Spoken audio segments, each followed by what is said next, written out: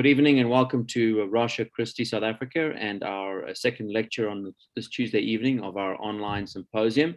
For those of you who are only joining us for the second session, good evening to you.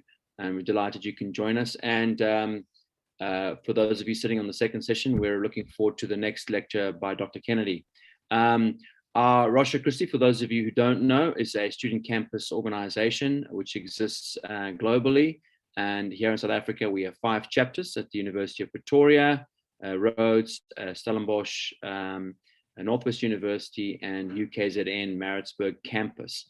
We exist to serve Christian students and professors in helping to get them to better understand the reasons for the Christian faith, to have good philosophical, historical, scientific arguments for the faith, and also to empower them to engage those around them who don't share the Christian worldview, and specifically to also provide opportunities to share the gospel with those who they might be at university with. Of course, as a Christian campus organization and apologetics organization, we have a lot of resources which is available to all.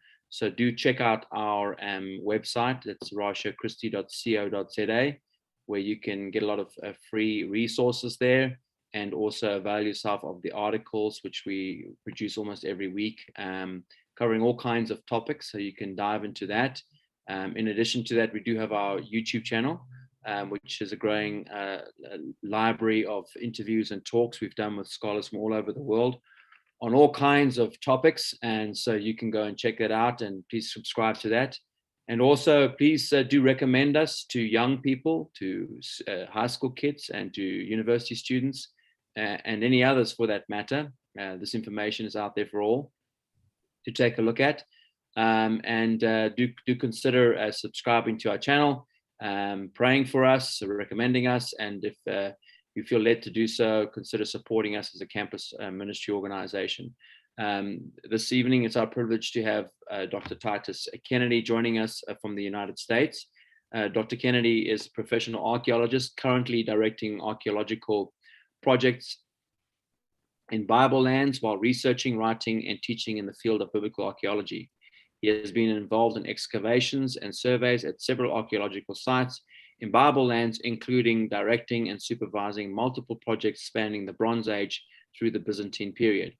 And he has conducted artifact research and photography at museums and collections around the world. He is a research fellow at the Discovery Institute, teaches as an adjunct professor at Biola University, has been a consultant writer and a guide for history and archaeology documentaries and curricula, and published articles in the field of biblical archaeology and history.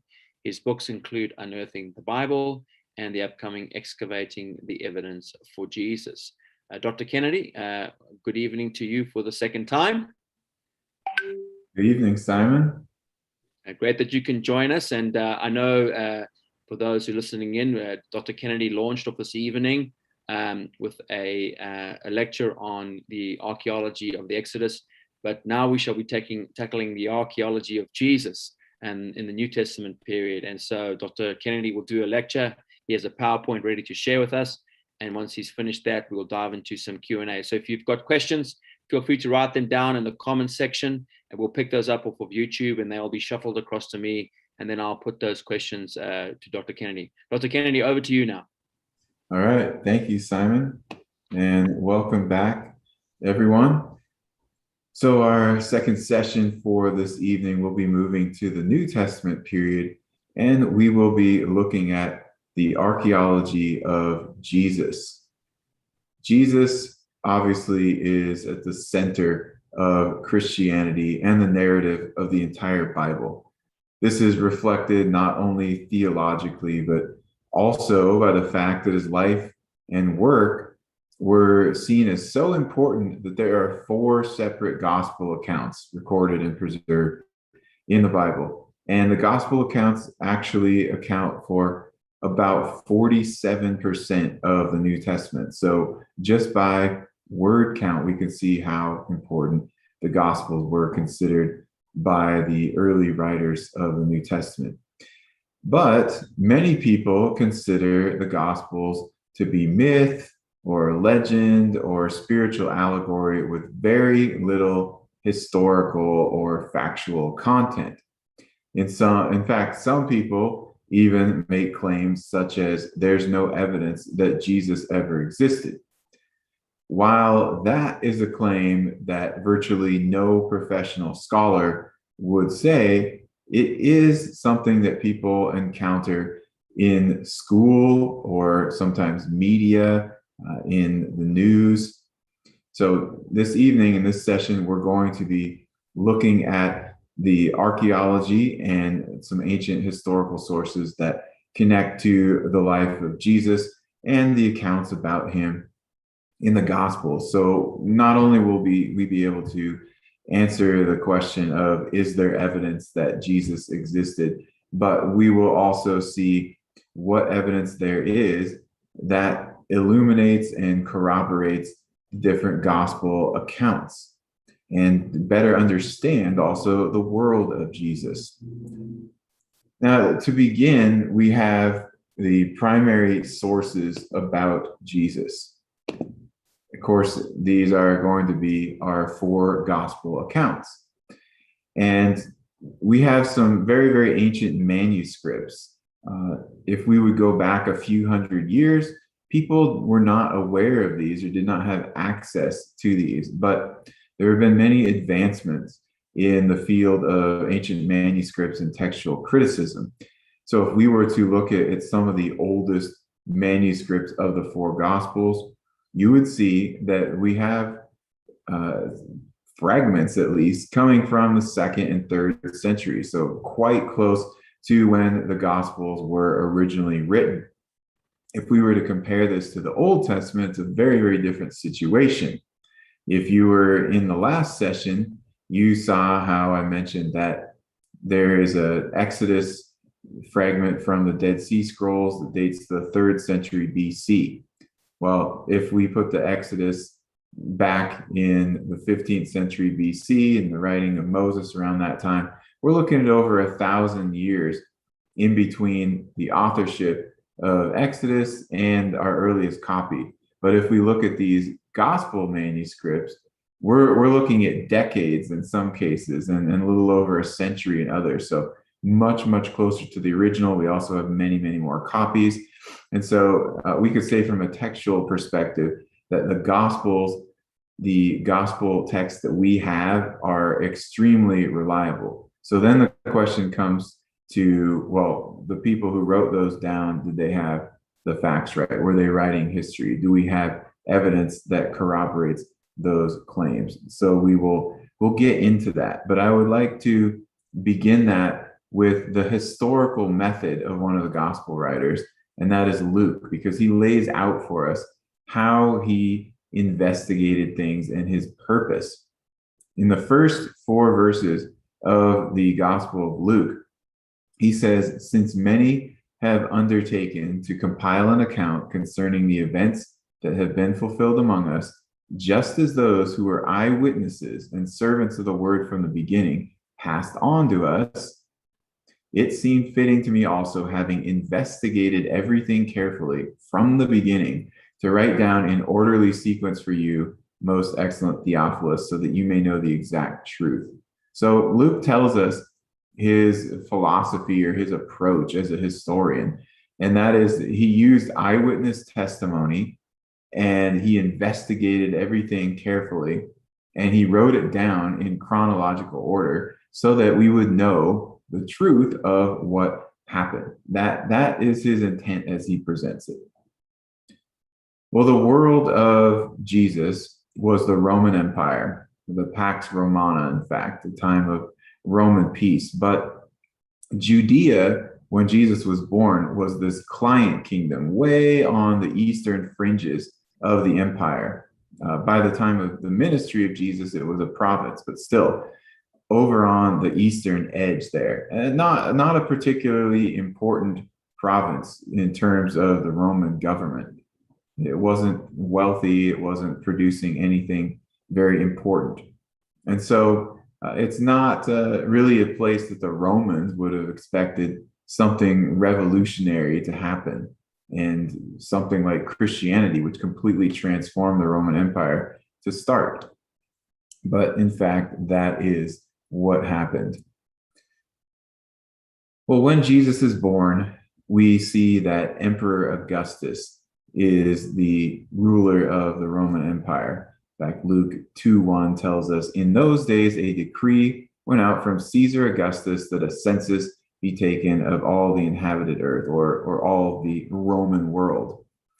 Augustus was formerly known as Octavian, and he was the first emperor of Rome, ruling from 27 BC until his death in 14 AD. He was the one responsible for, or in leadership, who brought this peaceful period that we call the Pax Romana. So Jesus was born at a very opportune time when there was peace throughout the Roman Empire. It was easy to travel. You could use Roman currency in all these different provinces. And Augustus is also known for saying that he found Rome a city of brick and left it a city of marble. So Augustus, obviously a historical person, we know many, many things about him. In fact, he even has an autobiography that has been preserved over the centuries. But this is who Luke presents as the Caesar or emperor at the time when Jesus was born. Luke does this as he gives us the Roman perspective, the Roman politicians very often. While if we look at Matthew's account, he focuses more on the local rulers, the Judean king, Herod the Great, or Herod the First. When Jesus was born, Herod was the client king of Judea. So this essentially meant that it was part of the Roman Empire, but it was not a province. So there was no Roman governor over the area. Instead, Rome ruled it by proxy through this local king, but Herod was still accountable to the emperor and the Senate.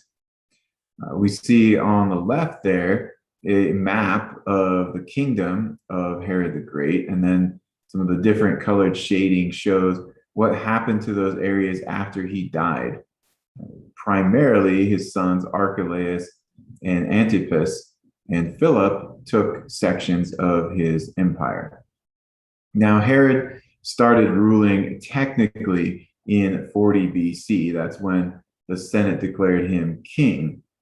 But he actually had to go and conquer Jerusalem from the previous ruling dynasty of the Hasmoneans. And so he came into power in Jerusalem specifically in 37 BC, ruled all the way until his death in 4 BC. In Matthew 2:1, this is who is presented as the ruler to give us kind of chronological and political context. Well, Herod was known and is known today as a prolific builder. He built all over, not just in his kingdom, but he even had building projects done outside of the area of Judea.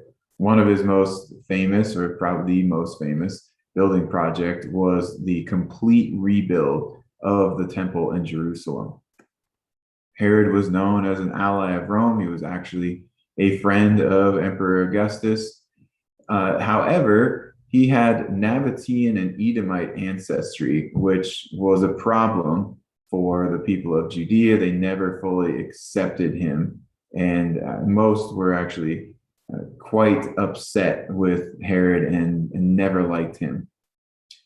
So when he died in 4 BC, it seems that after this period of burial, his sarcophagus, his tomb, was actually smashed. So for many years, archaeologists were looking for the burial place of Herod. It was eventually found fairly recently, actually, by Ehud Netzer, and the sarcophagus was recovered. So you can see that broken sarcophagus there. And on the right was the mausoleum which held it, which is now in ruins. Josephus records the death of Herod. It's typically scholars place that in March of 4 BC. And so some of these events and people, they give us a chronological context of the beginning of the life of Jesus and the time of his birth. So we're looking at before 4 BC because Herod was still alive during the reign of Augustus. And then we have this census mentioned. Well, many scholars have a problem with this census, and they say that the accounts in Luke and Matthew do not mesh, that there was no census in Judea just prior to 4 BC. And in fact, they look at a 6 AD tax assessment in Judea when Judea became a Roman province. But if we go to the records of Augustus, we see that he actually issued orders for empire-wide censuses 3 times throughout his reign: 28 BC, 8 BC, and 14 AD. These recorded between around 4 and 5 million male citizens. That's the number that he put in there, but seems like they were actually counting more people. Why do we suggest that? Because many census documents have been recovered, papyri, where people were actually writing their names and the names of their family members and then turning those into the Roman authorities. For example, quite a few of these have been recovered from Egypt during the 1st century. And so we know that this practice was going on. They would go back to their home, and this is the same thing that we see with Joseph going down to Bethlehem, which was his family hometown. 8 BC would seem to be the one closest to the approximate time of the birth of Jesus. So could it have been that Augustus gave this order for an empire-wide census in 8 BC? It eventually got to Judea, and then Joseph followed it, went down to Bethlehem. We have the birth. Well, why is Quirinius mentioned by Luke as the person associated with this census? We see that in Luke 2:2, Quirinius is mentioned as a ruler of Syria in relation to this census. Well, Quirinius is well known in Roman history. He was quite a famous general and politician who lived from 51 BC to 21 AD. And for what we're looking at, the census mentioned around the time of the birth of Jesus, there is an inscription that seems to connect to this. So it's sometimes referred to as the lapis venetis. It was found in Beirut, which in the time of the Roman Empire was part of Syria province, and Syria province was connected to Judea. In this burial inscription, it records the taking of a census in Syria province during the time of Emperor Augustus, and it was carried out by a legate named Quirinius. Now, it doesn't have a year date on it, but if we connect what we know from the censuses of Augustus and the career of Quirinius, it fits quite well into this 8 BC to 4 BC time frame in which we're looking at for the birth of Jesus. There's some other evidence and inscriptions we could look at going into this, but we're not going to check that out in depth tonight. Now, Jesus was born in Bethlehem, we read in the text of both Matthew and Luke. And later on in the 4th century, the Church of the Nativity was built there to commemorate the birthplace of Jesus. This church was constructed between about 327 and 339 AD by Helena, the mother of Emperor Constantine. Then the church was updated, remodeled in the 6th century by Emperor Justinian. Later additions were made.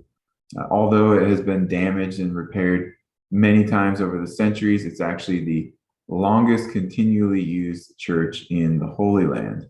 Now, why did they build that over this particular spot? By the way, you can see some of the remains of that 4th century church. If you go there today, you can look underneath the later floor and actually see some of the mosaics from the 4th century church. But then you go and descend into this ancient cave. Well, what is it about this cave in Bethlehem? If you go to that cave, there's this star that is put into the stone, and that is to mark the traditional location of where Jesus was born. Well, the Gospels don't say anything about Jesus being born in a cave. They talk about no room being available in a guest house, and so they're put in some kind of animal shelter. We know that because the manger was a feeding trough.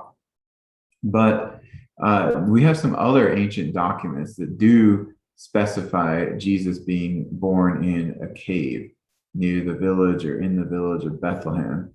For example, in the 2nd century, we've got both Justin Martyr and the Proto-Evangelium of James that talk about Joseph and Mary being in the cave when Jesus was born. Origen, the church father in the 3rd century, he says Jesus was born in the cave. If we go a bit later, 4th and 5th century, we see Jerome, we see Paulinus of Nola. They're all talking about this cave, and the later authors are talking about how Emperor Hadrian actually built this grove or shrine to the god Adonis over the cave where Jesus was born. And then later, in the 4th century, Helena, the mother of Constantine, came. She removed that shrine and they built the church over the cave instead. And that has stood until this day. We see some more information about that in Eusebius, for example, the early church historian. Now, for those who make the claim that we don't have evidence of the life of Jesus from any sources outside of the Gospel of the New Testament, the first thing that we can look at comes from Celsus, who was a critic and skeptic of Christianity, and he wrote in the late 2nd century AD, and some of his material is preserved in Origen. One of the things he says about Jesus is, and relating to the birth, he says that Jesus invented his birth from a virgin and that he was born in a certain Judean village of a poor woman of the country. And then he says that her husband was a carpenter by trade. So he knows some things about Jesus, and he knows some of the information that's been passed around. Like, he's heard of the virgin birth. He just says that Jesus invented it. He knows that Jesus was born in a village of Judea. That's important because Bethlehem is in Judea. Nazareth was in the region of Galilee. So for those scholars or skeptics who might claim, oh, Jesus wasn't actually born in Bethlehem, he's Jesus of Nazareth, he was born in Nazareth. Bethlehem wasn't a village that anyone was living in at that time. Well, even the 2nd century critic of Christianity knew that Jesus wasn't born in Nazareth, knows about the Joseph being a carpenter and so forth. So a lot of interesting material that this skeptic of Christianity in the 2nd century is actually aware of concerning Jesus. Now, after the visit of the Magi, after the flight to Egypt, the family of Jesus eventually returns, and yet they avoid a particular ruler. We read in Matthew 2:22 that Joseph heard about Archelaus ruling in Judea in place of his father Herod. So this is after the death of Herod. Herod Archelaus was only in power for about 10 years over this smaller area of Judea. He ruled as what's called an ethnarch, and you can actually see on his coins there, it's got his name Herod in Greek, and it has ethnarch, his title. So this is a different title than what his brothers had. But Archelaus was a particularly terrible and cruel ruler. We see that in the writings of the 1st century historian Josephus. In one instance, Josephus tells us that he actually executed about 3,000 Pharisees because he, in his opinion, they were trying to do some kind of rebellion. So Joseph avoids Judea and Archelaus. They go to Galilee. It was under the control of Herod Antipas, much safer. Archelaus was such a bad ruler that the Romans exiled him to Gaul in 6 AD, and that's when Judea became an actual Roman province ruled by a Roman governor or prefect there. So the family ends up in Galilee, ruled by Herod Antipas the Tetrarch. We see that, for example, in Luke 3:1, Herod was Tetrarch of Galilee. Again, you look at his coins, it actually says Herod the Tetrarch in Greek there. He's also mentioned by Josephus. Philo also talks about this ruler, Herod Antipas. He was a much more calm and rational ruler, and so he stayed in power there until 39 AD. One thing he's known for, though, from the Gospels and from Josephus, is the execution of John the Baptist or John the Baptizer. So not only is that found in Matthew and Mark, but Josephus actually mentions John the Baptist and this execution of him. When the ministry of Jesus starts, there's a new emperor in power. That is Tiberius. Tiberius was the adopted son and heir of Augustus. He was not related to him by blood, but he adopted him and thought that he was the one who was best to take over for him. Tiberius actually received the powers of emperor in 12 AD, but he didn't become fully the sole emperor until the death of Augustus in 14 AD. So Luke frames this as the 15th year of the reign of Tiberius Caesar, when Jesus started his ministry. So if we're counting by the normal Roman reckoning of these years, we're put into about 28 AD for the beginning of the ministry of Jesus. Luke in this passage also gives us the names and titles of other politicians and religious leaders. For example, Pontius Pilate as governor of Judea, Herod, tetrarch of Galilee, Philip, tetrarch of Iturea and Trachonitis, Lysanias, tetrarch of Abilene, and so forth, and then the high priests Annas and Caiaphas. All of these people are attested by archaeological material and ancient historical documents. So Luke puts himself out there as a historian by mentioning all of these people and their titles and time periods, and he gets these things right. And we can see that in the content of the other gospel writers also. Well, during the ministry of Jesus, his primary centered location is at the town of Capernaum on the Sea of Galilee. He got kicked out of Nazareth, basically, and so Capernaum becomes his adopted hometown. And within Capernaum, there was a synagogue. We read in the Gospels that Jesus often taught in this synagogue, and also cast out demons, it says. Well, if you go to Capernaum today, you can see the results of some of the excavations there. And the most impressive building that you can see is this white synagogue. Well, this synagogue, it was built in the 4th and 5th century. However, underneath it was the earlier synagogue built in the 1st century. So you can see in this photograph here, they built the white stone synagogue directly on top of the black basalt synagogue, which was earlier. It had been built in the 1st century. How do we know this? Because of the coins that were discovered in the mortar and in between the stones and in the foundations. So these coins, they give the names of rulers and years and so forth. So we can date pretty precisely, much more precisely than just by means of something like pottery. Another place of interest in Capernaum was Peter's house. So this is talked about also in the gospel accounts. For example, in Matthew 8, we read about Jesus coming into Peter's home. Or Mark 1, we see immediately after they came out of the synagogue, they came to the house of Simon and Andrew. So Mark tells us that it's very close, that the house of Peter is very close to the synagogue.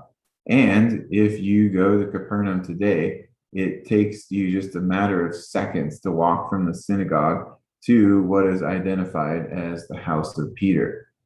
So in this photograph here, They are the ruins of the house of Peter. You can see it just looks like some walls today preserved, but the archaeological investigations have uncovered some very interesting things. Now, this map here, it's an overhead drawing of the house of Peter and some adjacent buildings. It shows some changes. So in the red, this is walls from the 1st century. And then you see this octagon-shaped structure. Now, that was built later on. The 5th century is actually when they built more of an official church. But we have some graffiti that was recovered starting in the 2nd century that mentioned Lord Jesus Christ. There were even a couple with the name Peter on them, and many other prayers in various languages that were in use at that time. Archaeologists also noticed that this house basically ceases to function as a dwelling place and becomes more like a meeting place. So there weren't kitchen and general household types of pottery later on, and this seems to happen around 50 AD in the middle of the 1st century. We've also got some early pilgrim accounts, like the pilgrim Agaria in the 4th century said that in Capernaum, you have the house of Peter that has been turned into a church.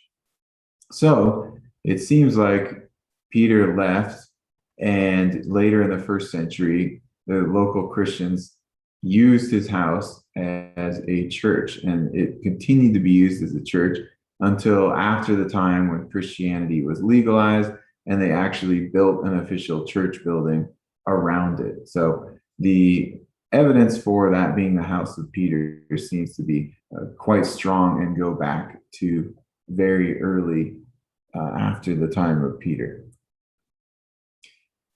Jesus, of course, is also known for teaching many places, including his famous Sermon on the Mount. We don't know the exact location of the Sermon on the Mount, but there is this mountain around the traditional location there called Mount Eremos. It's near Capernaum. There was an ancient church also built in this area, and now there's a more modern church that is built right by it also. But looking over the Sea of Galilee, there is a good possible identification for this area. But as far as Jesus being a teacher, a wise man, we have, again, historical accounts from authors outside of the New Testament who talk about this.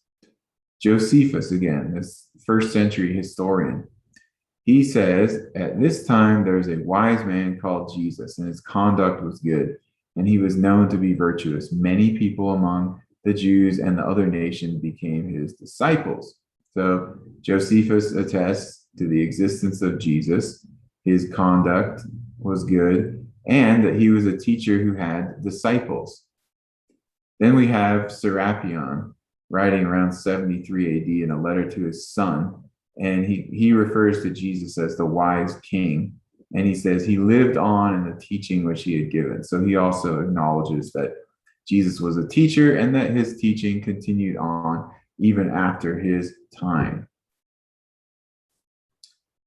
Besides teaching, Jesus was known for miracles. 2 of the most famous or well-known miracles happened in Jerusalem at the pool of Bethesda and then at the pool of Siloam. These are found in the Gospel of John, not in the Synoptic Gospels.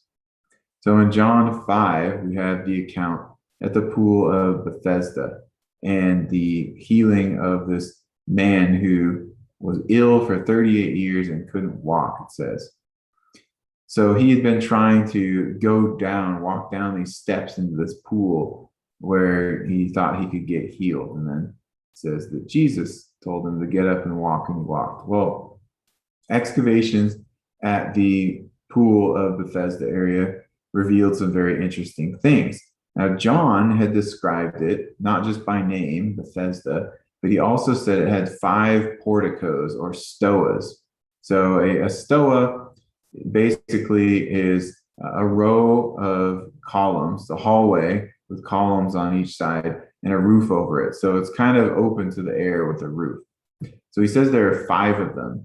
And before this was excavated, scholars, historians, archaeologists didn't really know what that looked like, because was it a 5-sided trapezoidal type of feature? But then it was eventually excavated. As you can see, there's some of the stairs depicted there in those photographs after the excavations, so people would walk down into the pool. But here's a model that shows you what the 5 stoas was. You see, it's a 4-sided structure, rectangular, with the 5th stoa dividing it into an upper and lower pool. So then it was understood what John was talking about. And John, getting this right, tells us he must have been there before 70 AD, when Jerusalem was destroyed and this was covered. We have some other attestations of the pool of Bethesda, such as the copper scroll from Qumran, that mentions the place. This actually goes back to earlier time. The sheep pool was constructed probably by the Hasmoneans to collect water for washing the sacrificial sheep, but then later this developed into a ritual bathing pool for people before they would go up onto the temple complex, for example. Eusebius talks about it, the sheep pool. The Bordeaux Pilgrim talks about the twin pools. And the excavations now have shown the size of it. But something else interesting was discovered in the excavations, and that is that after the time of Jesus, by the 2nd century or in the 2nd century, something else was built there. It was a small temple or shrine to Asclepius, who was the god of healing in both the Greek and Roman theology. This was built over part of the pool of Bethesda by Emperor Hadrian.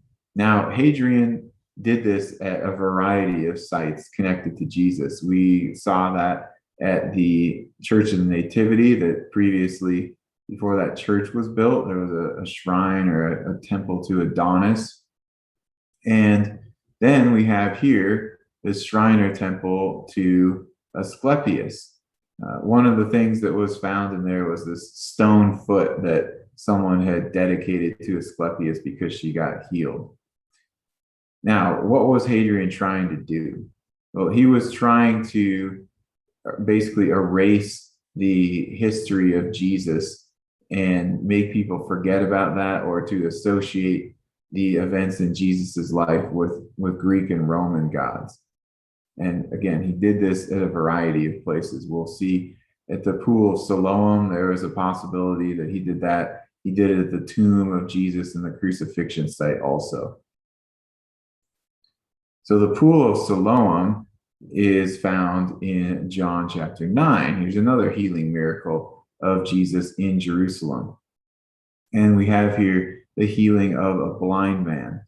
Now, the pool of Siloam, at least the one that Jesus was referring to, had not been discovered until 2004, when it was found by accident during some repair work.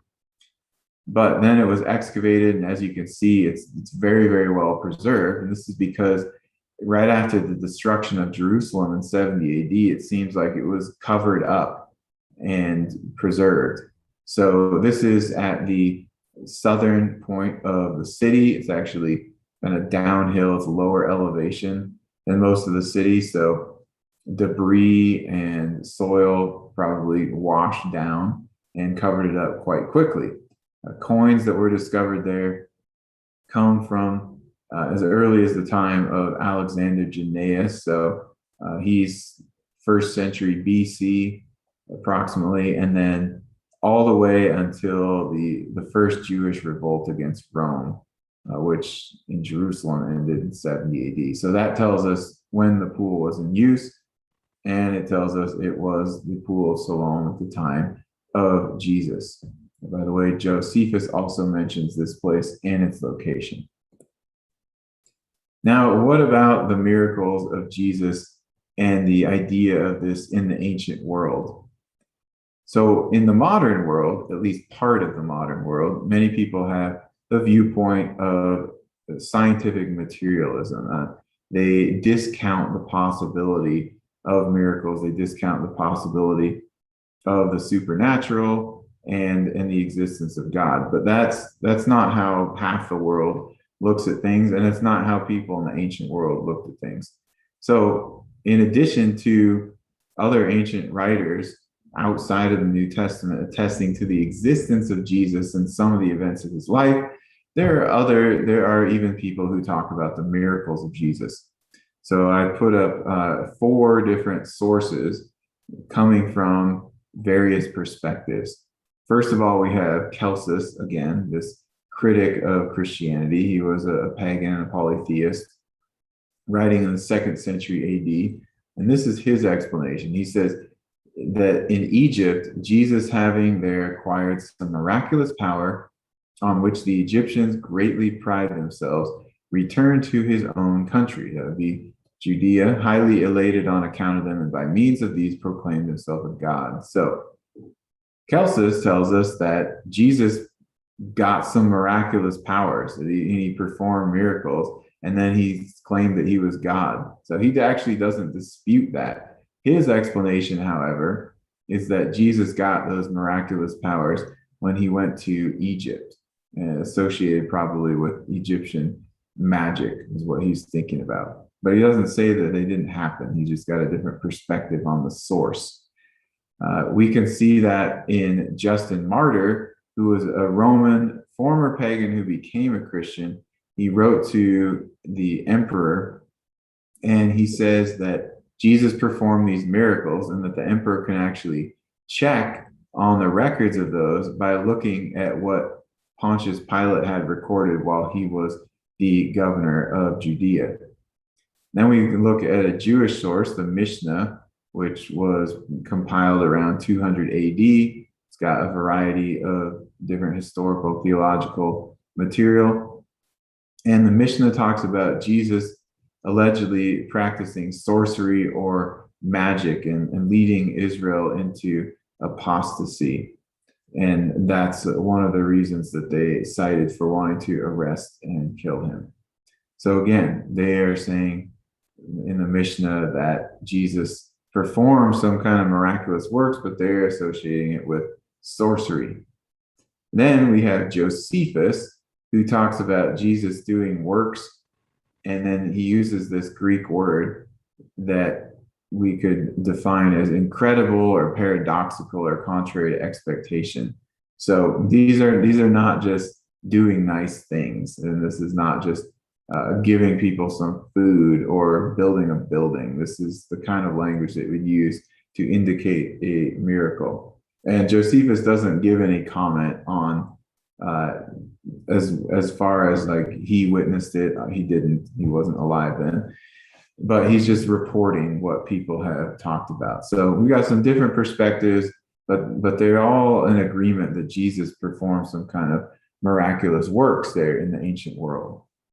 Well, because of some of these things, these miracles, these claims to be God, Jesus is taken to trial. That's why he's arrested. So the trial of Jesus, we have these important historical characters: Annas, Caiaphas, Pilate, Herod Antipas, and then Jesus.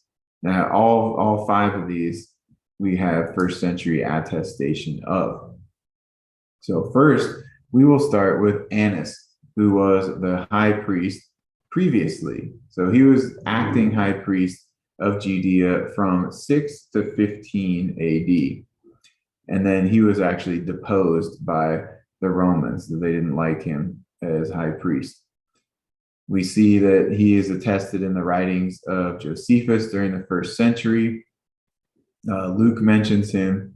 He says, in the priesthood of Annas and Caiaphas. And then if you read the gospel accounts about the trial, you'll see how Annas is called the high priest. Well, what's going on there? Why is Annas called the high priest? Caiaphas is called the high priest. This is because of the particular political situation that was going on in the first century. So from a Mosaic law perspective, Annas was still considered a high priest, because if we look at Numbers 35, 25 to 28, we see the office of high priest was held for life, or until someone was no longer physically able to do it, and then the next person would take over. But Annas had just been selected by a Roman official and then deposed by a Roman official. So in the mindset of the Jews and the Mosaic law, he was still considered a high priest. Now, Caiaphas was the acting high priest at the time of the trial of Jesus, and that's why we see him as the head of the council or the Sanhedrin, and he has more of the last word on things. At the bottom of the slide there, you can see an ancient depiction of a high priest. So this is about 300 years after Annas, but gives you an idea of, in antiquity, what kind of dress did they wear in the Roman period, all right, not earlier in the Israelite period. And then on the right, we have the outside of what is identified as the tomb of Annas, and that's been identified due to how elaborate it is, the first century tomb just outside of Jerusalem, and the geographic location connected to where Josephus places the tomb of Annas. So Jesus went to see Annas at the house of the high priest. We see that specifically in Luke 22. He mentions the house of the high priest. This is an example of a high priestly house. We don't know if it would have been the one that Jesus went into or not, but inside this, the excavations discovered an inscription mentioning the Catros family. So this is a family that was actually a high priestly family. This house was in use until 70 AD, when the city of Jerusalem was destroyed by the Romans. And that's actually why it was so well preserved, because the destruction covered it up. You can see these mosaic floors. They're colorful, but notice they're just geometric designs. There aren't any animals or people depicted on there, no images, so it's not going against the ban on images and found in the Mosaic law. Also, you see in the back maybe those two stone water pots. So those are the same kind of thing that are mentioned in John 2 with the water into wine story at the Cana wedding, but these were used for ritual washing. So we have an example here of the house of a high priest, not necessarily the one that Jesus went into, possible, but there are two other priestly mansions that have also been excavated in Jerusalem. Then Jesus is taken before Caiaphas and the council of the Sanhedrin. Now, Caiaphas, his name was Joseph, son of Caiaphas. He was the acting high priest from 18 to 36, so that encompassed the ministry of Jesus and the trial. He is attested in the writings of Josephus also. And then what about this Sanhedrin area where they took him before the council? This probably happened up at the Royal Stoa, which is on the south side of the temple complex. So in 30 AD, the Hall of Hewn Stones, which was the meeting place of the Sanhedrin Council, it moved to that location. And here we have the remains of some of that Royal Stoa on the south side of the temple complex. Here you can see Josephus talking about Caiaphas, Joseph, son of Caiaphas. But in the 90s, excavations discovered the tomb of the Caiaphas family. And within that tomb were 12 ossuaries, or bone boxes, from the first century AD, prior to 70 AD. And on one of these, actually the most elaborate of the ossuaries, was an Aramaic inscription reading Joseph, son of Caiaphas. And so this was thought to be the ossuary bone box of Joseph Caiaphas, the high priest. Some further evidence more recently was discovered that seems to make this connection a little bit stronger. In the Elah Valley, another ossuary was found, and it says, Miriam, daughter of Yeshua, son of Caiaphas, priest of Maaziah from Beit Imri. So this was the granddaughter of the priest Caiaphas, and it also tells us that this Caiaphas family came from a priestly line that's actually mentioned way back in 1 Chronicles 24:6 through 19. So it's very, very probable that this was the burial box of Caiaphas the high priest. I mentioned this earlier in that miracles section, but within the Mishnah, you do have an indictment against Jesus the Nazarene. And there's some different versions of this passage, but basically they're saying that Jesus should be stoned for practicing sorcery and blasphemy. And if anybody knows where he is, tell the Sanhedrin so they can arrest him. This is very similar to what we see in the Gospels, and particularly in John 11:57, where it says the chief priests and the Pharisees had given orders that if anyone knew where he was to report it so that they might seize him. Now, the typical execution in the Mosaic law was stoning, but obviously that's not what happened to Jesus. He was crucified, but that's because the Romans had power over capital punishment at that time.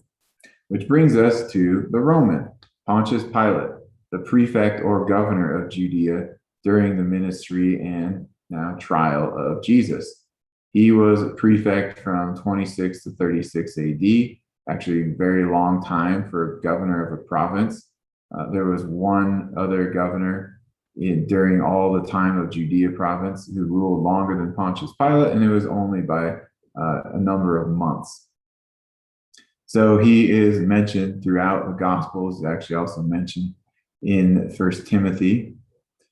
And he's also noted by some Roman writers and historians like Tacitus, Josephus, and Philo. Here are some coins that were issued by Pontius Pilate during his time as governor of Judea. He doesn't put his own name on them. He puts the name Tiberius Caesar. He wasn't high enough ranking. He wouldn't to put his own name on that. He wouldn't do that. But we can see some symbols on there, like the wreath. We see this auger or wand that was used in Roman religion, and then some agricultural symbols. But Pilate is attested by two artifacts now found in Judea during the time of his time as governor. The Pilate stone, quite well known now because this was discovered in 1961 at the site of Caesarea Maritima, but it's inscribed in Latin. It was some kind of dedication to Emperor Tiberius. We have his name, Pontius Pilate, his position, prefect of Judea. But then just very, very recently was discovered this ring of Pilate, or actually of his administration. Now, although this had been excavated decades before, nobody had cleaned it, and so they didn't know what was actually on it. And when it was cleaned recently, they saw that it had, in Greek, the name Pilate, Pilato. It's actually the same Greek spelling as is found for the name Pilate in the New Testament. Now, this is just a bronze ring. It was found at Herodium near Bethlehem. It really wouldn't have been used by Pilate himself, but it would have been used by one of the officials in his administration. But it's just further attesting to his time as governor of Judea. Well, when Jesus appeared before Pilate, it was at the praetorium, or the governor's palace, governor's residence. So there were praetoriums all over the Roman world. This particular one was in Jerusalem. There was actually another one in Judea at the Roman capital, which was Caesarea. But this Jerusalem praetorium was in the former palace of Herod the Great on the western side of Jerusalem. And we see it mentioned in Matthew 27, Mark 15, John 18. This evidence for this being the praetorium, this location, the former palace of Herod the Great, is found in both Josephus and Philo. Now, part of this was excavated in the 1970s, and there they discovered a gate. They discovered another entrance into the inner courtyard. They discovered the stone pavement, the bema, and a feature which is fitting for that name Gabbatha, which is found or mentioned in John. So let's take a closer look. So the stone pavement, Gabbatha, and the bema. Now on the left, you can see some of these stone paving stones. That's the stone pavement mentioned by John. The bema was a raised platform on which the governor could either stand or sit when he was hearing cases and then giving his verdict. And then Gabbatha, which means something like high place, raised place, you can actually see back here in this picture on the left, if you can see sort of that raised up area. All right, so the governor and Jesus could be up there while the people were technically outside the building listening to that and then eventually yelling to crucify Jesus. One question that people often have, or that skeptics allege about the Gospels, they say, why would Pilate be so willing to let Jesus be crucified? Why would he give in to the demands of the Jews? And they say, if you read about Pilate in Josephus and in Philo, it doesn't seem like him at all. He's actually quite harsh with the people. And we can even see that in Luke, where it mentions something about Pilate mixing the blood of Galileans with their sacrifices. And we don't know exactly what that means, but some kind of violent episode. Well, this, I think, is illuminated by the political situation at the time. In John, it actually records that the Jews threaten him in verse 19, verse 12 of John. It says, if you release this man, you are no friend of Caesar. So friend of Caesar was a term to indicate somebody who had political favor with the emperor. So they were basically threatening to file an official complaint with Emperor Tiberius, and then Pilate could have been in serious trouble. Why? Because he also had already had multiple incidents that had come to the attention of the governor. And in fact, the next time that he had an incident was 36 AD when he was recalled to Rome. There's also a connection possibly between Pilate and this leader of the Praetorian Guard named Sejanus. He was on pins and needles basically at that time. And so that's why there was a bit of a shift in him giving into the demands of the Jews. He was looking out for himself and his career. Now, finally, we get to Jesus himself. What about attestation of Jesus? We've seen a few passages in historical and philosophical works already mentioning Jesus from the 1st and 2nd century, but there's an inscription that's very important too. It's on what's called the James ossuary. Now, this artifact went through this long antiquities trial of about 10 years of deliberations and expert testimony. And basically, the judge said there's no evidence it's a forgery. And a lot of scholars came to the conclusion that it was fully authentic. We can look at some reasons for that in a minute. But on it, there's this Aramaic inscription that says, James, son of Joseph, brother of Jesus. This is really interesting because usually ossuary inscriptions just have the name of the deceased and the name of their father. Sometimes they have just their profession on there. There's actually only one other ossuary inscription of all the ones that have been discovered that mention the name of the brother. So it tells us this brother is important. And they give this as an additional line of family. So very, very, very specific. James, by the way, is attested also in the writings of Josephus. So what about this James ossuary? Now, the stone itself had been authenticated by geologists as coming from the Jerusalem area. It was the right kind of everything for 1st century Jerusalem. The inscription also eventually was authenticated by many scholars, the whole inscription, although, again, not complete consensus, but many did. The person mentioned on the James ossuary, I think we could say this is James of the New Testament and Josephus.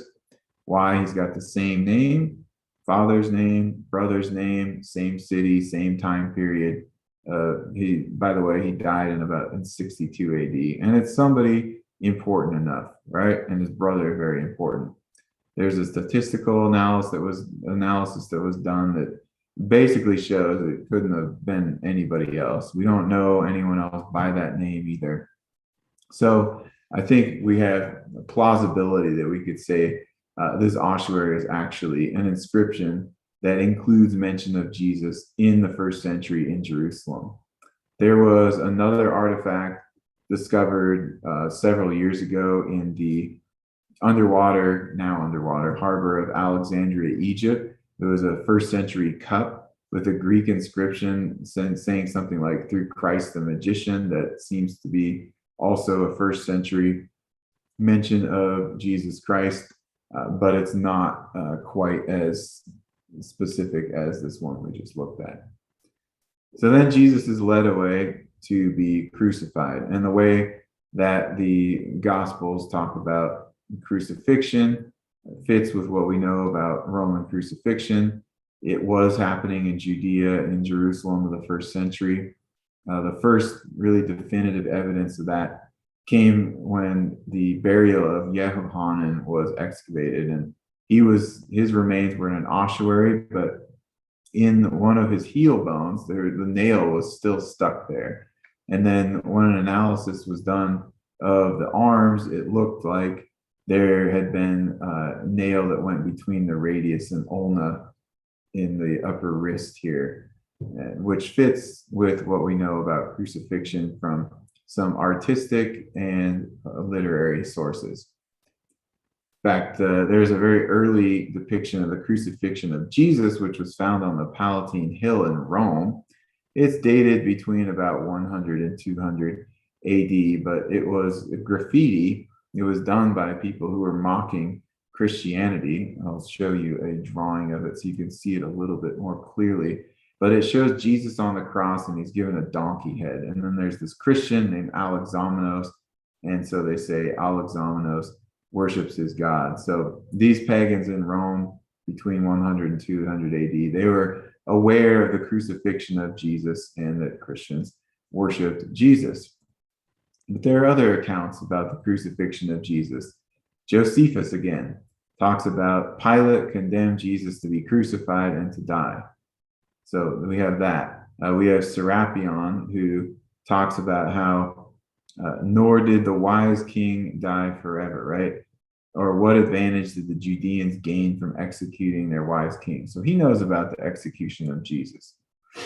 Tacitus also, he says about Christians, he says, Christus, the founder of the name, was put to death by Pontius Pilate.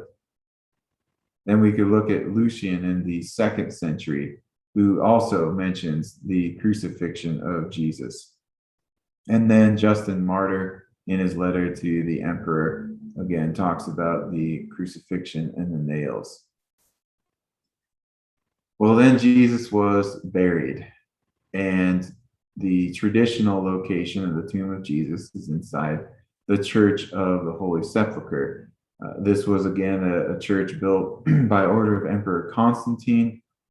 This construction started in 325 AD. But if we go to the writings of Eusebius, who lived in the 3rd and 4th century, he gives us a little bit more information on this. And he says that the tomb of Jesus was built over by Emperor Hadrian.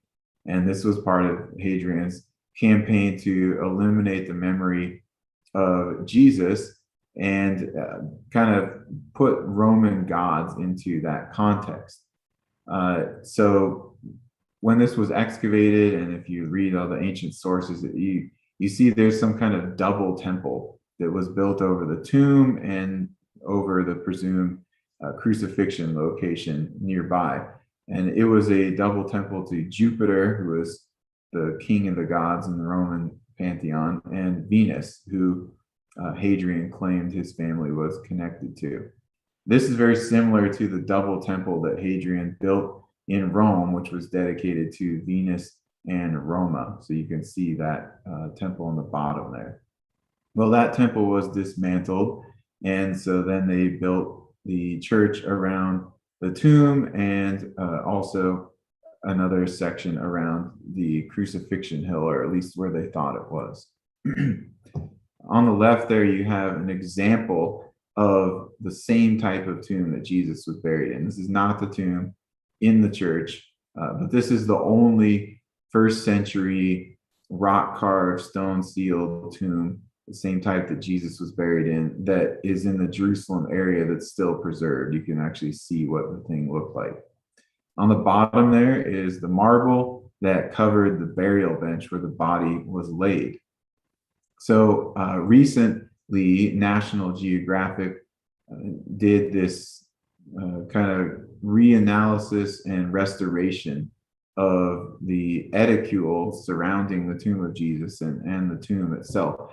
And they removed for a bit this marble covering it, and they did some testing, and they found that it had been put there in the 4th century. So that's when the church was originally built. So when they removed that, they probably were the first people to see the actual limestone burial bench since that church was built over the tomb more than 1,600 years ago.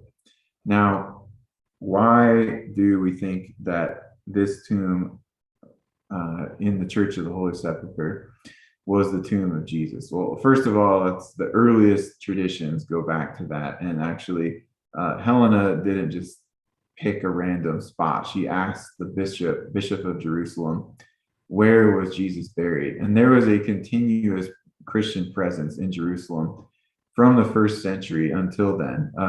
Many of the Christians left during the war with Rome for a few years, but they came back. And where the resurrection happened, the tomb of Jesus, that's not something that you forget, especially in a small town, small city like Jerusalem was at that time, 60,000 to 100,000 people maybe. It also fits the profile. It was outside of the walls of Jerusalem during the time of Jesus. This is a top section drawing of the tomb. It was a single chamber tomb like Jesus's was. It had a stone carved burial bench. It was in this place that had formerly been a quarry but was turned into a garden and also used as a burial place. There were other tombs from around the time of Jesus discovered there. It was this type that was sealed by the big round stone. And it's actually the only one of these types of tombs, a single chamber tomb, that was found in Jerusalem. All the other ones they used for families, so they expanded those tombs. So it's very, very unique. The evidence is very strong for this being the tomb of Jesus. Now, what did the Romans know about the resurrection? Did they know anything about this early on, or did this come to their attention later? Well, there's an artifact called the Nazareth inscription that seems to be telling us the Romans were aware of the crucifixion, the resurrection story, and they had a reaction to it. The Nazareth inscription was acquired in 1878 from Nazareth. We don't know the exact archaeological provenance because it wasn't found in an excavation. It kind of popped up on the antiquities market. Could have been found in Nazareth, could have been found nearby. But it's a 22-line inscription in Greek that says it's an edict of Caesar. It seems to be of Claudius, perhaps at the beginning of his reign in 41 AD. And it gives a new law. It discourages the moving or stealing of bodies from stone-sealed tombs, specifically those kind, with wicked intent. So there's some ulterior motive for taking this body. And then it does that by saying there's a new penalty, and it's capital punishment. That's very, very extreme. Seems like this was issued in reaction to stories about the resurrection of Jesus, and specifically the ones that the Roman soldiers were paid to spread, that the disciples stole the body of Jesus. You can see that in Matthew 28:11 through 15. Here's the text of it, so you can see, for example, if anybody has extracted those who have been buried, has moved with wicked intent those who've been buried, has moved sepulchre sealing stones, capital punishment. All right, so it's the same type of tomb that Jesus was buried in. It's the same time period, the same area. It's the same idea of bodies missing from a tomb. By the way, people didn't normally steal bodies from tombs, and an extreme reaction to it, which suggests that this resurrection rumor was starting to make waves already in the Roman Empire. And we do know from Suetonius that that Emperor Claudius actually expelled the Jews from Rome, it says, due to some disputes over Christus, which seems to be Christ. What else about the resurrection? Well, Tacitus, the historian, was aware of it, and he says that Nero was aware of it. And how did he do that? He says, he calls it the pernicious superstition. And it was repressed for a time, he says, but it broke out again, not just in Judea where it started, but even in the city of Rome. So obviously Nero was the one who kind of started the first big persecutions against Christians, but Christianity had already spread to Rome at that time. Josephus mentions it. He says they reported that he had appeared to them 3 days after his crucifixion and that he was alive. Now, this is from what's called the Agapius version. So this was from an earlier Arabic manuscript of Josephus. It's a little bit different from some of the later Greek and Latin ones. It makes Josephus sound more neutral about the resurrection. It's basically, he's just reporting this is what people said. It doesn't say he believed it. And it seems to be a more authentic version of it. But again, Josephus is aware of this. It's not something that's made up by the church 100, 200 years later. And we can see that throughout the Roman Empire, even in this early period, that people were aware of Jesus and Christianity. And so we can sum up that there are many, many discoveries relating to the life of Jesus and the story of Jesus as written in the Gospels, and that we could actually reconstruct much of the life of Jesus from sources even outside the New Testament. There's definitely extra biblical attestation of the existence of Jesus and many of the components of his life and things that he did.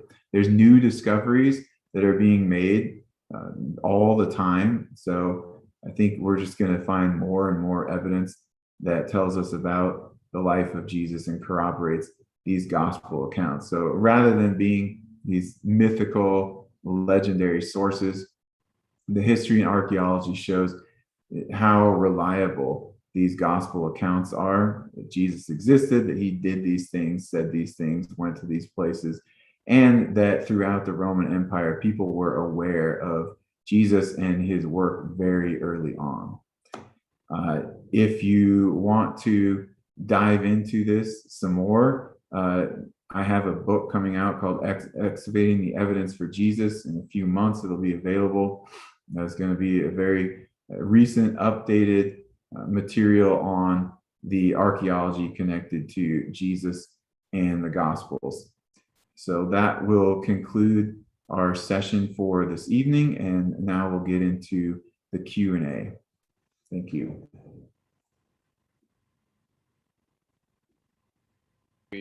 Thank you, Dr. Kennedy. Thanks for that excellent presentation. There was a lot of material there. That's awesome stuff. I was going to ask, are some of those photos your own photos that you took? Yeah, almost all of them are my own photos. That's excellent. It must be amazing to have been able to visit all those sites and see them firsthand. Yeah, definitely. I recommend that for anybody who wants to get a better understanding of the biblical world, is to try to go to those actual places and go to museums and see the artifacts. It really brings it to life and helps you understand that better. And of course, see that there is physical evidence for these people and places. Yes, I haven't made it all the way to Israel yet, but I did have the privilege of going to visit Italy and being in Rome. So I actually stayed in the town Pozzuoli, which is where Paul landed after coming up from Malta. So It was amazing to go and see some of the stuff there. And then also I was privileged enough to go to Athens and to be in Athens on Mars Hill at the Areopagus and seeing the Agora, and that it really does make it amazing. I didn't get a chance to go down to Corinth or up north to some of the other towns mentioned in the New Testament, but it does really. So maybe what we can do is we can get a band of South Africans together and we can kidnap you and you can be our captive tour guide of the region. Yeah, sure. Why not? I'm sure you would hate to be traveling around with a group of brothers and sisters exploring these places. Would love to go there. But that if we do ever organize a tour, I'll be sure to ping you for some recommendations on where to go and what to look at. Yeah. But let's dive into some questions here now. And last night, actually, we did Tim McGrew did a session for us on the Book of Acts, the historical reliability of the Book of Acts, and there's been a kind of a connection between last night's lecture and to some extent this one.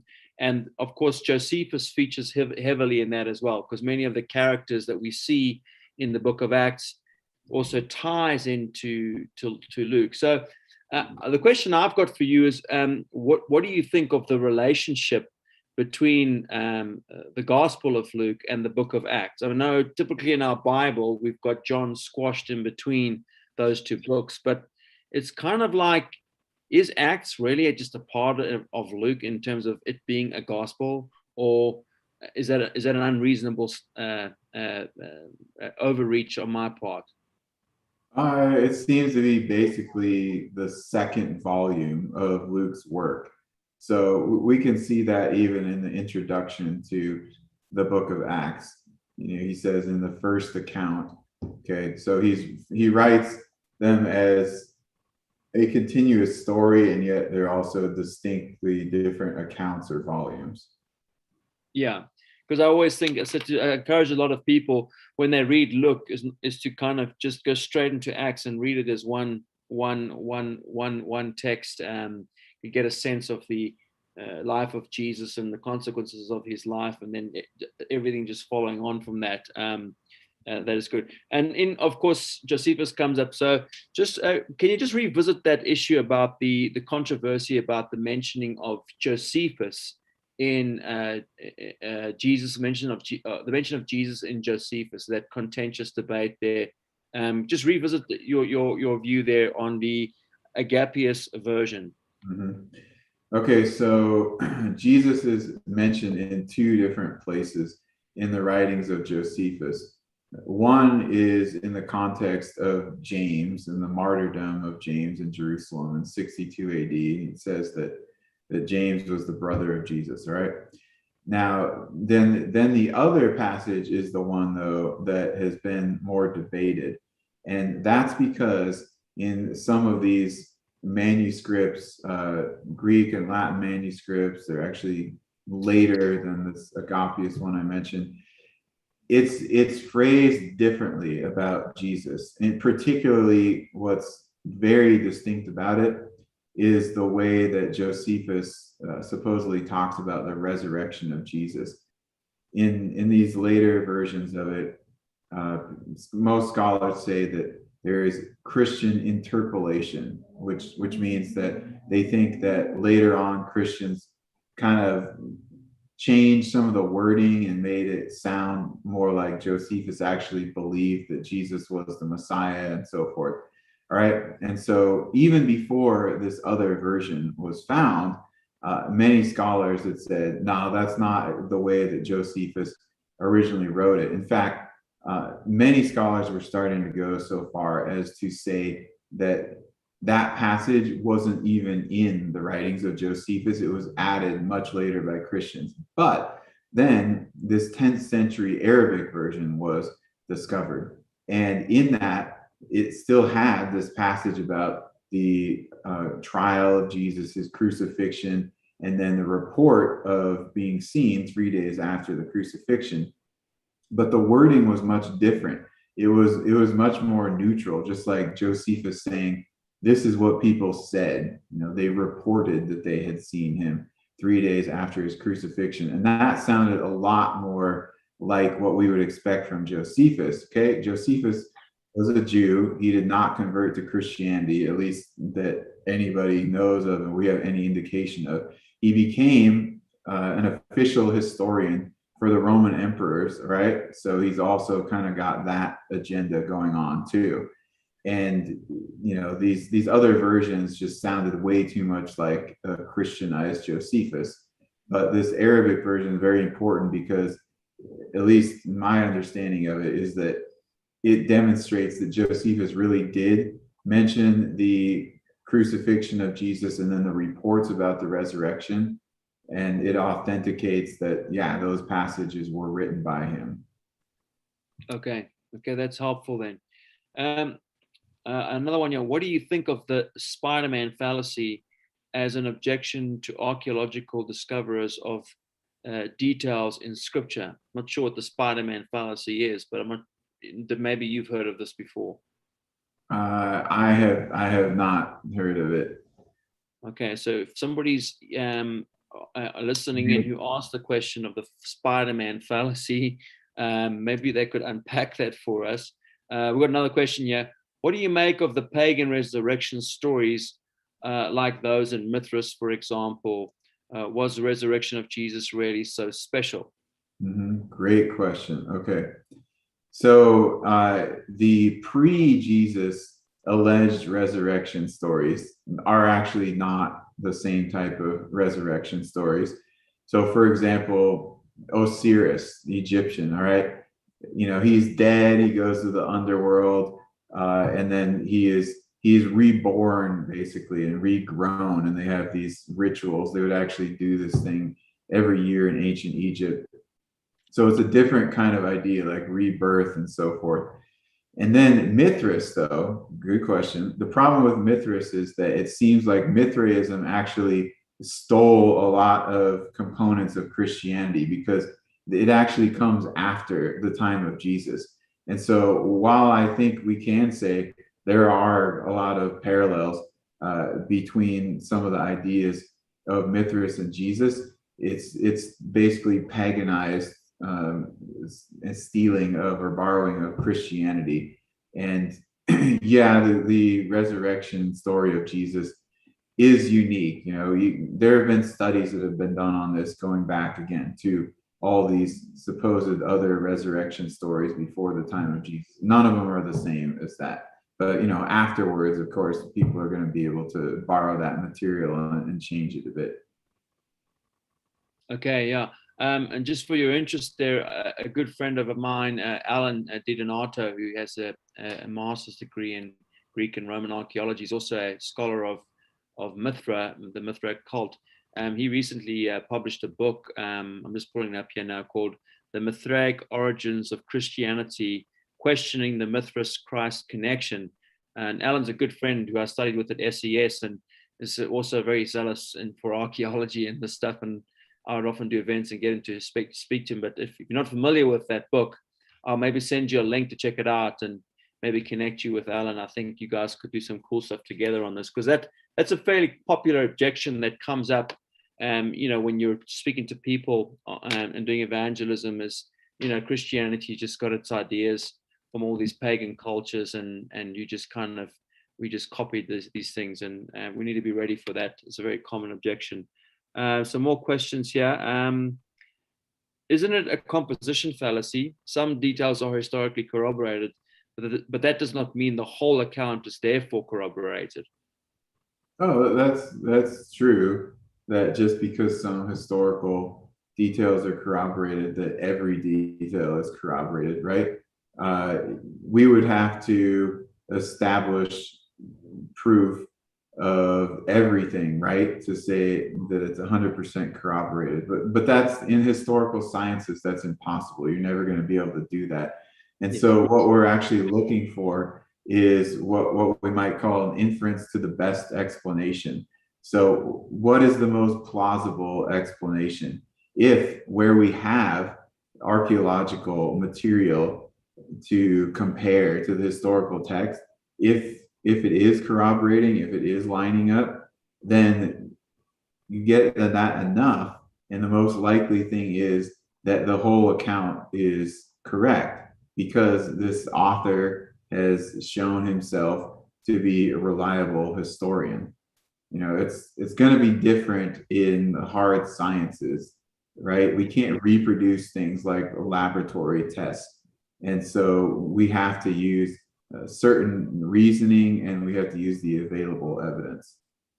Yeah, and I brought this issue up. We were in Italy speaking to some Italian students who were skeptics, and they were struggling with this. And what I was so fascinating was I had to kind of point out to them how they would accept, for example, the works of Josephus, but had their doubts about the New Testament documents. And when I was beginning to ask him, well, why are you selectively skeptical about these documents? And then it ended up becoming, because of other issues, it's more an issue of whether they believe in the supernatural and the resurrection, more so than are these things historical. And so I suppose if you demanded from history that kind of certainty, there would be an end to all kind of historical investigations, because it just misunderstands the nature of the discipline. Yeah. We could never have that level of corroboration in history regardless, right? And then we would just have to kind of question everything, and we can't know anything in history. It's kind of the path that it leads to. So we have to do as best that we can. Okay. I brought up this question with Dr. McGrew last night about what is called in philosophy, this kind of hermeneutics of suspicion.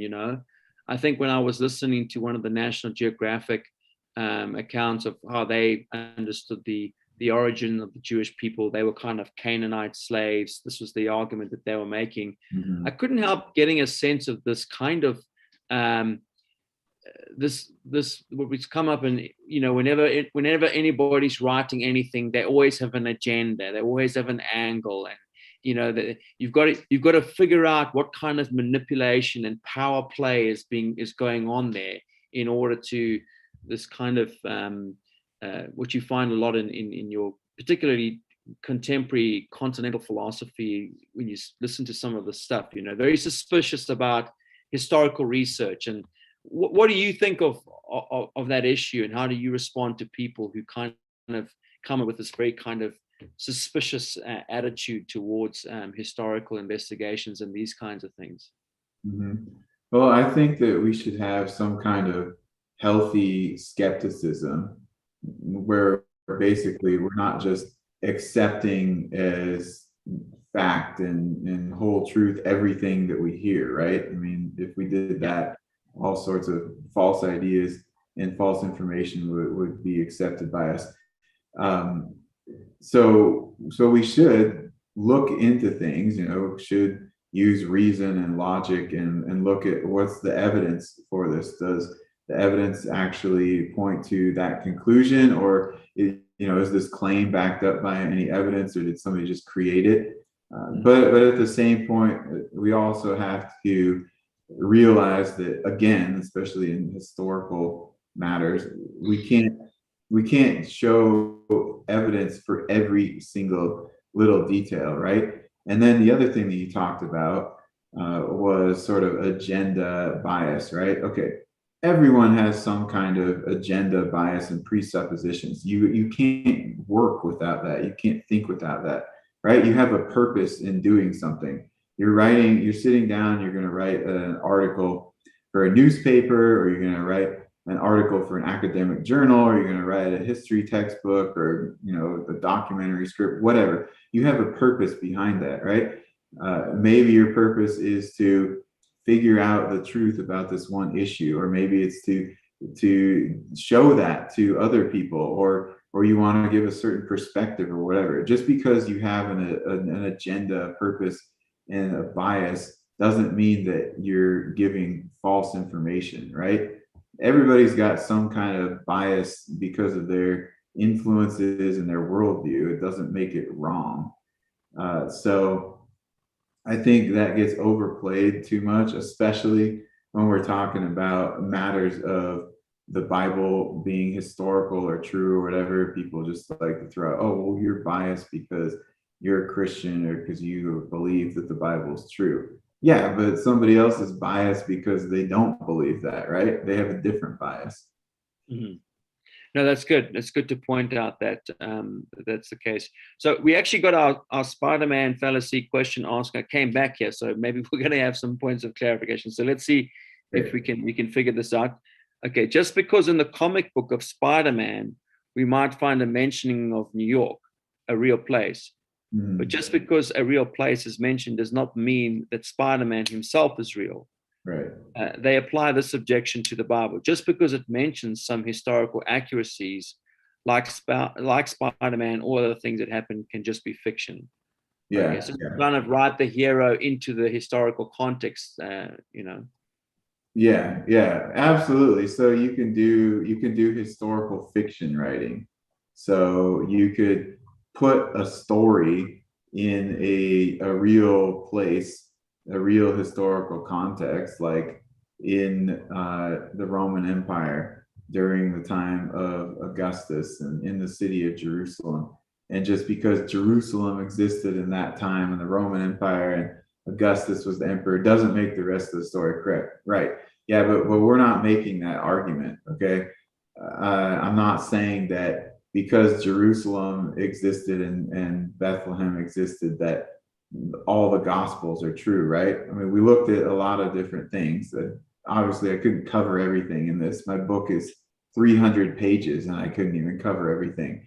But besides all the places being attested archaeologically, or almost every place, including these little tiny, virtually unknown locations, we have the people and their specific titles and their time period. We have events that happen. I mean, we're talking about events like the crucifixion that are attested to, or the execution of John the Baptist. We have different sources talking about miracles of Jesus and teaching of Jesus and so forth. So we're not making that kind of leap where we're just saying, oh, Jerusalem is real, Bethlehem is real, Augustus is real, therefore Jesus is real and everything that he did is real. But that is something to look at in terms of overall kind of historical research and claims of books. For example, you could apply something like that to the Book of Mormon and question, why would you accept the Book of Mormon just based on the fact that some location in the Book of Mormon is historical, which is almost nothing, by the way, but they do mention like Judea and Jerusalem. But that's the difference between mythology and history, is that you have some broad context, like ancient Greece exists, for example, but then they've got these mythical locations that we have no evidence that those even existed. Or maybe you have a city that's mentioned, Athens or something, but they're the characters that are mentioned, we have no historical attestation of those people. So that is, it's a legitimate thing to bring up, but that's not the case in Gospels or Jesus archaeology and history research. Okay. There's a question here. What other evidence is there for Peter besides his house? I mean, it was pretty cool to see that passage there and moving from the synagogue straight into Peter's house.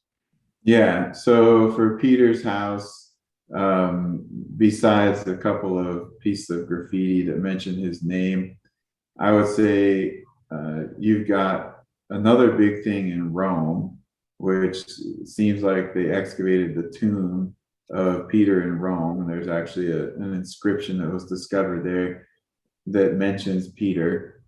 They excavated the bones in that burial, and they're really interesting. If they are Peter or not, they're at least very interesting. So they belong to an older man, and they found components of the entire skeleton except for below the ankles. And if you read early church history, which here's another source for Peter, talks about his fate, his crucifixion, that he was crucified upside down during the reign of Nero, and then they cut him down off the cross. And so that would be why, if that's the skeleton of Peter, that below the ankles they're missing his skeletal remains. So those are kind of the main things regarding Peter: the graffiti, the possible tomb and inscription, and the early church accounts about his death. Are they able to do an analysis on those bones to figure out if through his DNA whether he's a Jewish bloodline? Are they able to do that, or do the bones not yield that? I don't know if it's possible. It is possible sometimes. I don't think that they did that DNA analysis yet, but I'd have to look back at the report. But it was consistent with his age, at least. Okay, interesting. That's very interesting. I wasn't aware of that. There's always some new stuff cropping up there. I wanted to just ask you that ossuary of the brother of Jesus with that. That's very interesting. That ossuary. When was that discovered, and kind of when was? Just give me the dateline on that and discovery, and when was the kind of consensus from the scholars? Because I know within the archaeological field, there's always going to be people who disagree or have, debate back and forth, as is with a lot of things. Right. So that's the discovery of that is actually one of the problems with it, because we don't know exactly where it came from due to it being found on the antiquities market. So it wasn't excavated in a normal controlled archaeological excavation. Okay. The first photograph of it comes from 1976, I believe it is. And so it was found about that time, right? And there's a possibility of that we know which tomb it came from, because there's some tombs that were broken into in the Jerusalem area. We know it came from Jerusalem because of the geologic analysis, but we don't. Yeah, again, not in a regular archaeological excavation. Now, it came to global attention in 2002. And then the Israel Antiquities Authority, or a group of scholars within the Israel Antiquities Authority, they then started saying that it was inauthentic, right? And that's what started the whole thing. So then it became part of this antiquities trial, and there's all these different analyses done. Like I said before, the geologists verified that aspect of it. So it wasn't that it was a complete forgery. It was claimed that they used an ancient ossuary and then forged the inscription. But then as that was analyzed, they were like, oh, it was just the brother of Jesus part that was added on to the inscription. Only that part is the forgery. It said James, son of Joseph. But then as more investigations were done, they found that the patina, which is the ancient residue, it was the same ancient patina found in the letters continuously through the whole inscription. And so it was all made at the same time in ancient times. And the patina, it got on there from being in this tomb for all those centuries. And so then basically many scholars had to come to the conclusion that it was an authentic first century inscription. Wow, that's pretty cool. But that often takes a lot of time. Would you say more than 10 years to finally get to that conclusion? It's because it was in a legal trial about possibly forged artifacts. Yeah. And it just took a long time because there were a lot of artifacts that ended up being involved and a lot of expert testimony. And, obviously the judges and archaeologists are an expert in epigraphy. So they had brought in all these different expert witnesses, and it just took a long time. Okay. But anyway, that is an interesting piece there. I wanted to just ask, as we close out now, what excavations are you currently working on yourself, and where are you doing your research? If you can share that with us, I'd be interested to know what work you're working on now, and what you think is interesting recent discoveries that you can think in archaeology that you're excited. I know there was some stuff, because I kind of follow stuff like that. It comes up every now and then. You hear they've discovered something in the Bible lands, and it's always interesting to see what the latest is. I think recently there was some church uncovered. They were able to uncover the floor, and there was the mosaics, and Jesus, I think it said Jesus is Lord or something like that. And so it's an early church floor. So there's always some interesting stuff coming up. Give us some of that stuff. All right. Well, the big project that I have been working on is this Archaeology of Jesus book that I finished. That's going to be available in a few months. I have been working on some excavations. One of them is connected to Joshua time period and the conquest. I'm not going to say too much more about it yet because it's not published, but we're still ongoing. Okay. And then I've been helping on some excavations in another country, but hopefully getting back into the field on that other project soon. As far as some artifacts that have come to the public attention or discovered recently, actually quite a few things, interestingly, this year. So one of the coolest was this ostracon, a piece of pottery with writing on it that had the name Jerubbaal written on it. So that was a next given name, a nickname for the judge Gideon. And this was discovered at a site near Lachish in Israel and dated to about 1100 BC. So during this judges period, we don't know if it's referring to Gideon or not, but it at least attests use of the name during the judges period in Israel. So pretty cool. Then there was a stele discovered in Egypt near Ismailia, and it mentions Pharaoh Hophra, at least that's how it's spelled in the Bible. Ha-Ibre sometimes is the Egyptian rendering of it. But anyway, this is another attestation of this Pharaoh mentioned in the Bible. But although the stele hasn't been fully translated yet, it looks like it might actually mention this campaign that Pharaoh took and some of the battles he fought. And this stuff is referred to in Jeremiah 37 to 44 area. In Jerusalem recently, they found another piece of the ancient wall in the city of David. It seems to be part of the wall that was built during the time of Hezekiah when he was bolstering the city's defenses for the impending invasion of the Assyrians. And so that was kind of interesting that they could see, the whole extent of the wall now, basically. We knew that the wall existed, but it was a big section found.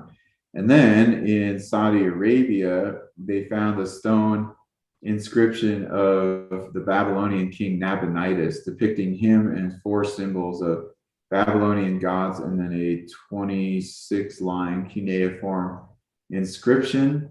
Nabonidus, for those who don't know, was the father of Belshazzar, who was kind of the last king of Babylon, although they ruled at the same time. But Belshazzar is the one who was actually overseeing things in Babylon at the time of Daniel when the Persians came in and took over the city. So that's mentioned in Daniel chapter 5.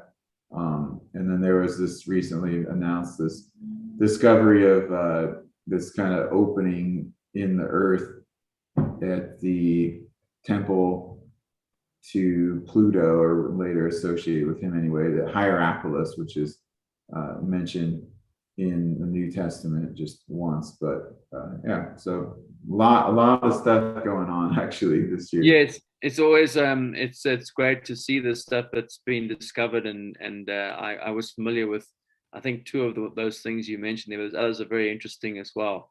But look, Dr. Kennedy, I just want to say thank you so much on behalf of Ratio Christi South Africa. It's been a wonderful to hear from you.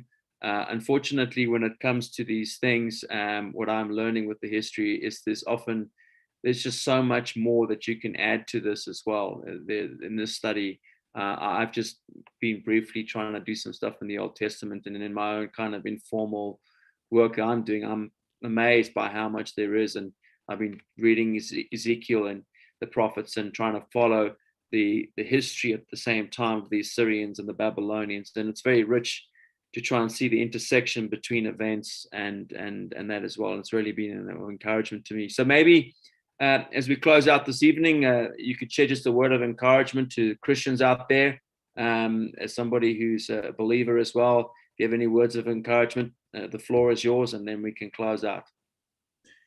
Yeah, we looked at both the Old Testament and New Testament this evening, specifically the book of Exodus and then the Gospels and life of Jesus. And And even though both of those are criticized to varying degrees, I think we saw that the book of Exodus, there is actually quite a bit of archaeological and historical evidence that shows that it's a historical account. So don't just throw out your Old Testament.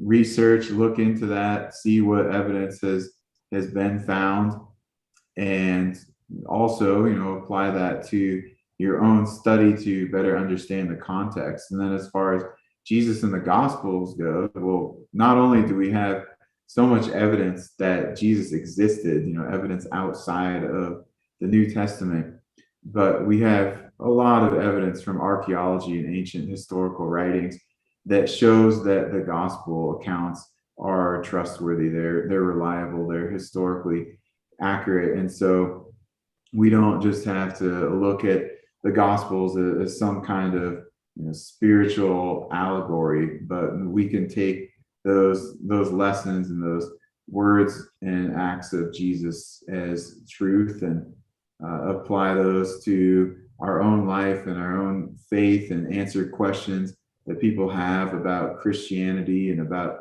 Jesus, and again, just better understand the New Testament through that type of information. All right. Well, thank you very much. I'll be in touch, and we hope maybe in the future you can come visit us here in South Africa. And as you said, as you've taught 1 week modules on this stuff, I bet you've got a whole lot more information to share, and we shall have to come and get that out of you at some later stage. But thank you once again so much. Do take care and have a good afternoon then. Thank you, Dr. Kennedy. You're welcome. Good night. Good night.